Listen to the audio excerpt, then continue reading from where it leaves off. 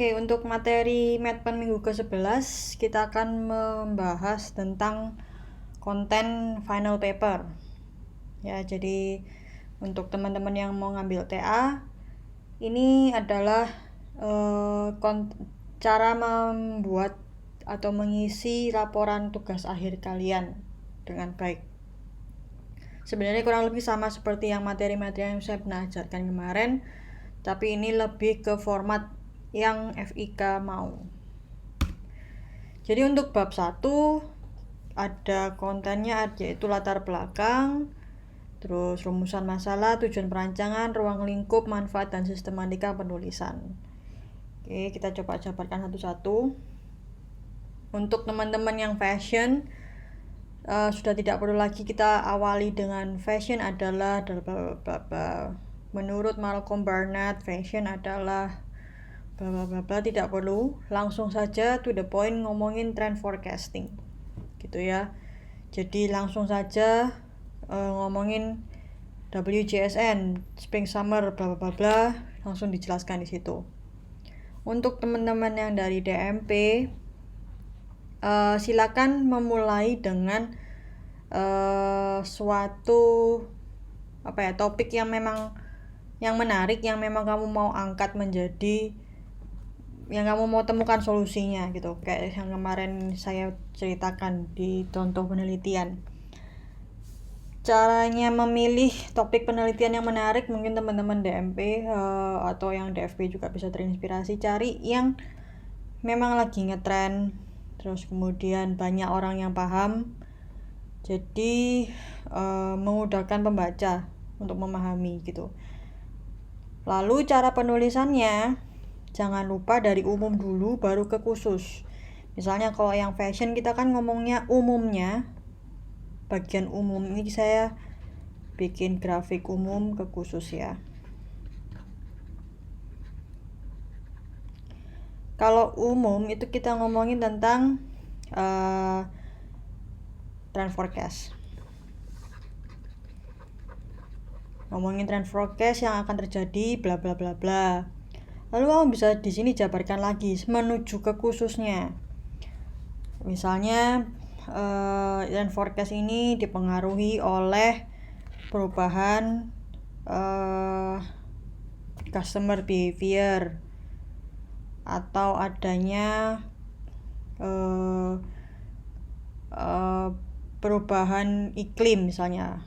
Nah, misalnya lalu kita ngomongin tentang iklim. Terus menujulah kita ke inspirasi. Ini kan perjalanannya sudah urut, dari sini ke sini sudah semakin khusus, dari sini ke inspirasi pun semakin khusus juga. Lalu menuju diantara perjalanan ini, silakan kalian isi tentang mengapa topik ini menjadi inspirasi, ini menarik tuh kenapa. Lalu lengkapi juga dengan yang diantara ini semua, masukkan data-data yang kredibel.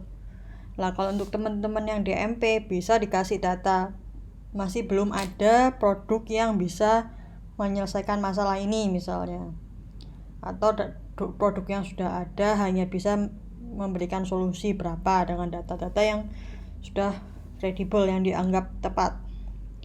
Lalu bisa diakhiri dengan kalimat kesimpulan. Kalimat kesimpulan itu seperti apa? Masih belum ditemukan atau masih belum ada produk yang bisa menyelesaikan masalah ini, sehingga perlu adanya perancangan desain produk untuk masalah ini bla bla bla bla. Itu kalimat penyimpulan itu di paragraf paling akhir latar belakang. Itu ya.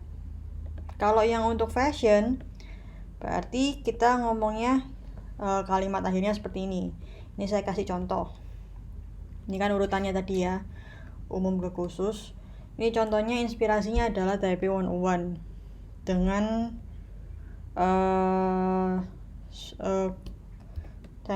trend fashionnya adalah ini spring summer 2020, code create dengan Eastern Fusion. Inspirasinya adalah Taipei 101 architectural design misal. Lalu di terakhir paragraf penutup saya tuliskan seperti ini. Inspirasi desain arsitektur menara Taipei 101 ini menghasilkan konsep yang melebur dengan trend forecast ini. Kenapa? Karena dianggap simbol garis-garis ini kental dengan pengaruh budaya Cina. Ini kan kalau kita ngomongin ini kalimat ini, itu kan nyambung dengan Eastern Fusion ini, dengan trend forecast yang kita pilih. Dan akan menjadi inspirasi yang akan diaplikasikan pada koleksi fashion wanita dan pria berupa busana dan produk lifestyle. Jadi ceritakan inspirasimu itu apa, lalu kamu menjadi produk itu apa, jelaskan. Apakah juga misalnya teman-teman fashion mau ditambahkan ke program marketingnya juga boleh, bebas ya, tidak harus sama persis seperti ini. Nah, lalu pada rumusan masalah, apa sih yang disebut rumusan masalah? Kan kita sudah bahas. Itu adalah rangkuman dari semua latar belakang yang kita bikin ini. Jadi kamu rangkum latar belakangmu, lalu dari rangkuman tersebut keluarlah satu pertanyaan rumusan masalah. Jadi rumusan masalah itu sebenarnya terdiri dari dua bagian. Rangkuman latar belakang, kemudian kamu sarikan menjadi satu pertanyaan rumusan masalah. Nah, jadi kita dalam bentuk poin-poin dari latar belakang tersebut, maka dapat ditemukan simpulan sebagai berikut. Simpulan pertama apa? Trend forecast Spring Summer 2020 Eastern Fusion dipengaruhi oleh bla bla bla bla. 2. Ngomongin inspirasi juga boleh. Gitu ya. Inspirasi Taipei 101 yang dibangun di Taipei bla bla bla bla bla memiliki garis-garis yang bla bla bla bla. Garis-garis yang terinspirasi oleh budaya Cina bla bla bla bla. Lalu kaitkan dengan produk yang kamu buat.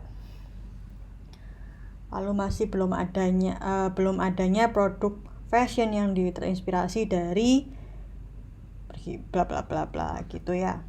Jadi urut dari latar belakang itu kamu tuliskan di sini, lalu menjadi satu rumusan masalah pertanyaan. Bagaimana mewujudkan, ya kan? Karena tadi nomor 3 kita ngomong masih belum adanya produk lifestyle, produk fashion dan lifestyle yang terinspirasi dengan ini, yang selaras dengan trend forecast ini. Maka pertanyaan rumusan masalahnya adalah bagaimana merancang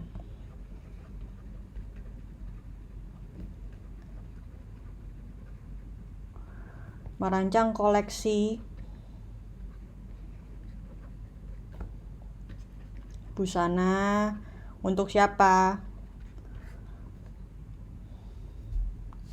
yang terinspirasi bla bla bla bla. Kalau pertanyaan bagaimana merancang, berarti ketika kita mengisi seluruh laporan penelitian TA ini harus menjawab pertanyaan rumusan masalah, kan berarti benar. Kalau pertanyaan bagaimana merancang koleksi, berarti benar kamu harus dari apa dulu? Dari pengumpulan data kan di bab 2. Bab 2 ngomongin kumpulan data. Lalu bab 3 ini data empiris ya, data literatur. Kalau bab 3 metode penelitian. Terus nomor 4 mulai ke aspek perancangan. Akhirnya di bab 5 atau 6 kita temukan desainnya. Berarti kan ini sudah menjawab bagaimana merancang koleksi ini kan. Sama seperti yang DMP juga gitu. Bagaimana merancang sebuah produk furniture yang misalnya cocok untuk ruangan sempit. Nah, itu kan bisa menjawab pertanyaan rumusan masalah dari step-step yang kamu lakukan di TA-mu itu. Begitu. Lalu tujuan perancangan tentu saja untuk mewujudkan. Kalau misalnya pertanyaan bagaimana merancang ini, berarti jawabannya untuk mewujudkan. Tujuan perancangannya apa? Tujuan kamu menulis penelitian ini apa? Tujuan penelitian adalah untuk mewujudkan perancangan. Ini harus menjawab pertanyaan rumusan masalah. Tuh.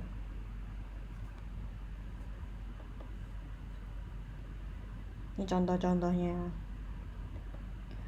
Nah, ruang lingkup. Nah, kalau ruang lingkup ini kita dari bab 1 dari awal sudah bayangin kira-kira produk saya ini desain saya ini harus saya batasi seperti apa gitu.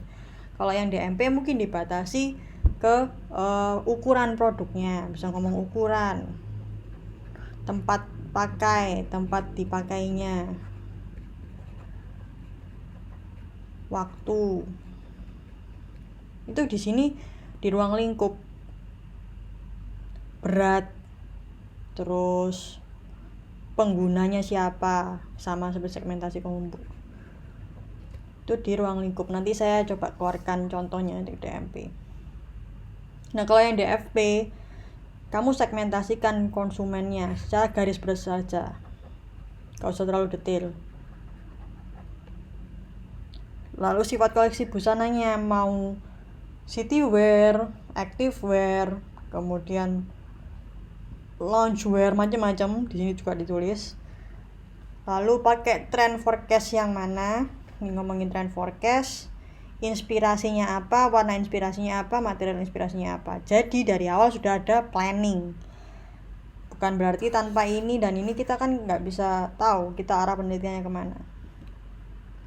Ini contoh segmentasinya yang sederhana saja untuk di ruang lingkup.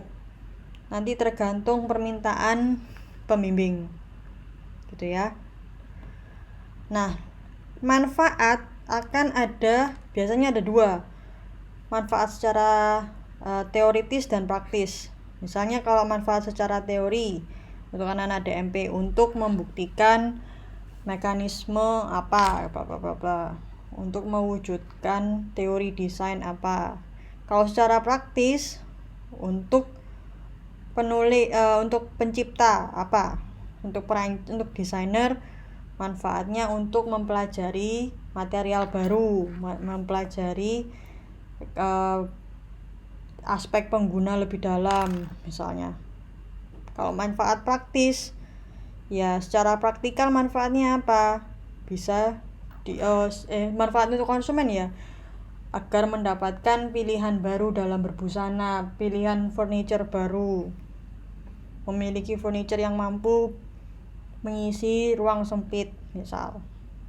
Itu manfaat. Oh, ini contohnya. Secara teoritis mendalami ilmu. Tidak boleh ngomong manfaatnya untuk mendapatkan gelar S1. Ya, itu kayak cringe. Ngapain kalian harus tulis seperti itu? Itu ya, ini contohnya. Lalu ini sistematika penulisan. Ini adalah rangkuman bab 1 sampai bab 5 atau bab 6 tergantung. Kalau DMP kan saya bab 5 aja. Ini kalau misalnya kalian baca di sini, jika pertanyaan rumusan masalah adalah bagaimana merancang ini, harusnya itu semua menjawab. Ini semua tahapan ini menjawab pertanyaan rumusan masalah tersebut.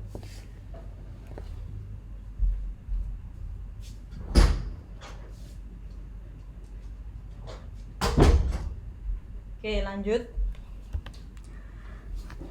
Ini nggak usah. Jadi ini contoh aja ya. Ini contoh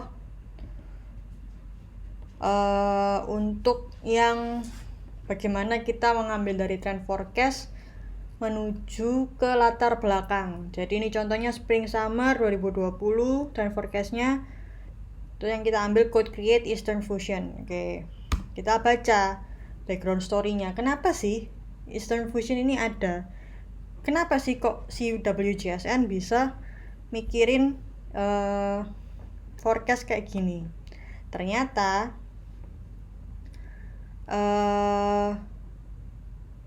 si China ini dulunya memang selalu membeli produk Western. Tapi sekarang shoppers move away from shopping internationally to buying more domestically.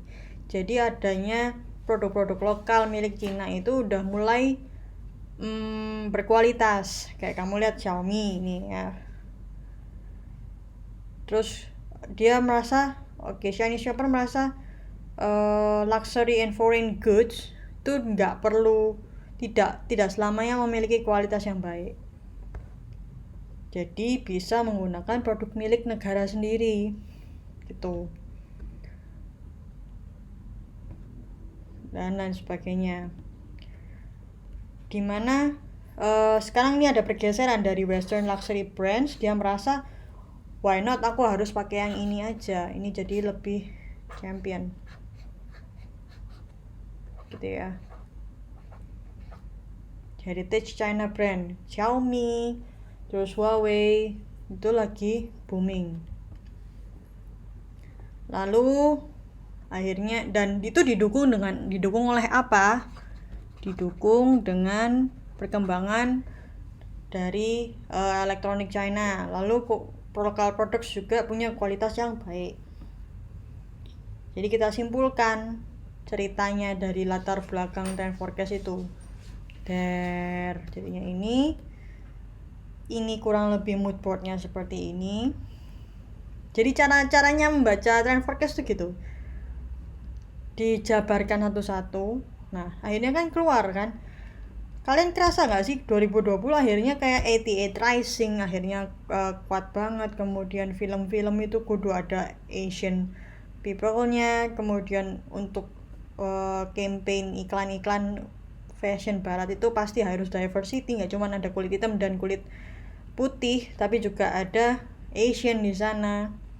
Itu karena ya memang mungkin ramalannya si WJS ini tepat. Nah, ini juga contohnya. Ini pengaplikasiannya. Kesimpulannya, East and West ada fusion, dan pengaruh dari Eastern itu bold on pattern, bright weight color, ada grafik yang kuat di permukaan, di surface-nya. Lalu ada gabung antara teknologi dan tradisi.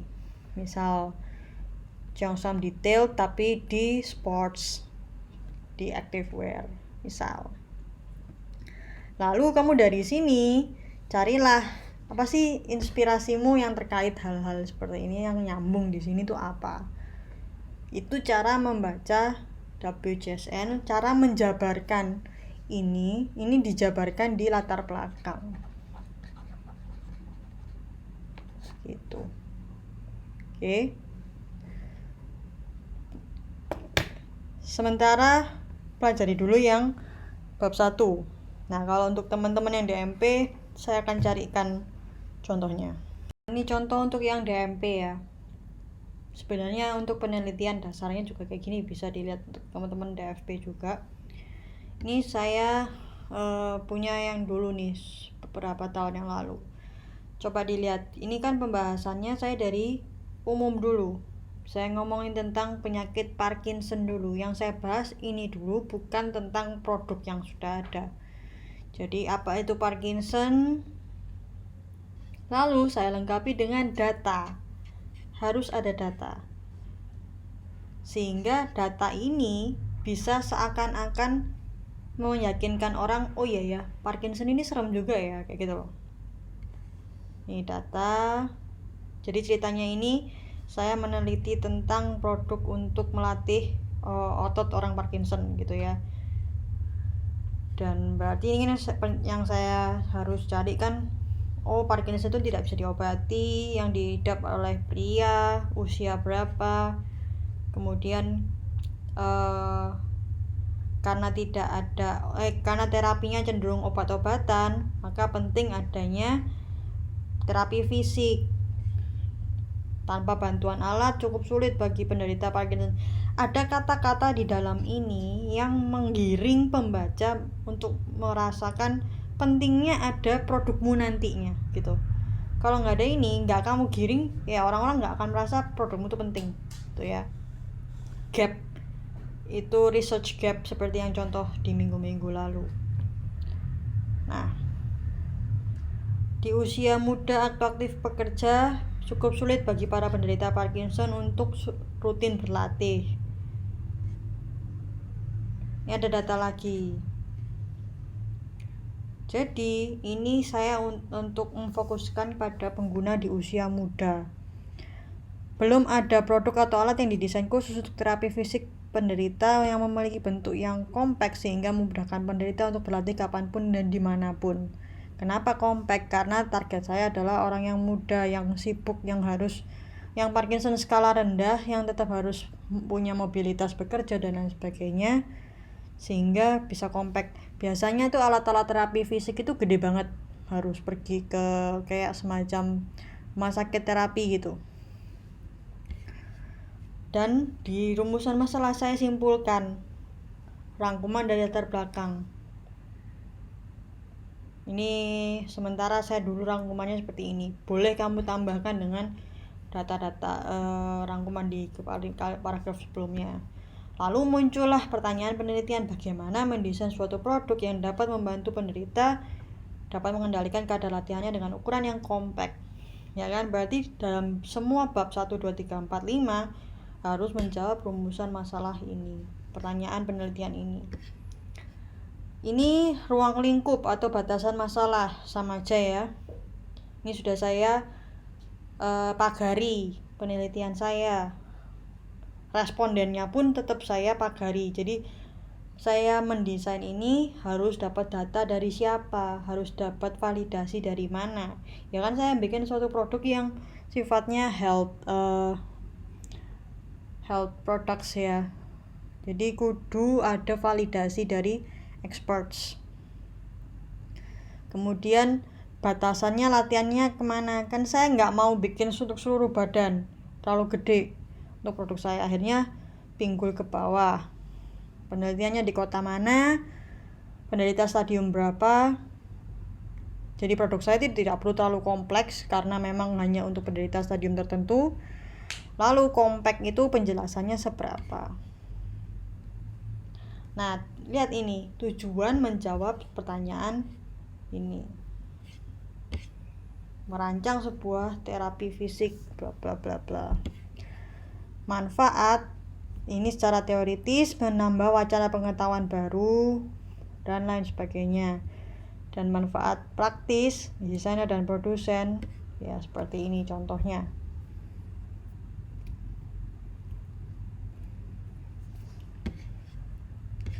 Metode penelitian kalau dulu mungkin tergantung pembimbing. Kalau dulu diminta apa aja yang kamu harus pakai untuk meneliti ini, saya pakai kuantitatif dari data kuesioner para penderita dan kualitatif observasi, diskusi, interview. Sampai bagaimana ini cara saya berpikir.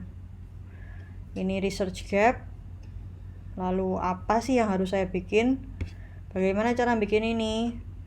Mencari datanya dapat dari ini dan buku, sintesa, lalu saya lakukan aspek desain, alternatif desain, studi model, sampai ke prototype yang didukung oleh manajemen produk.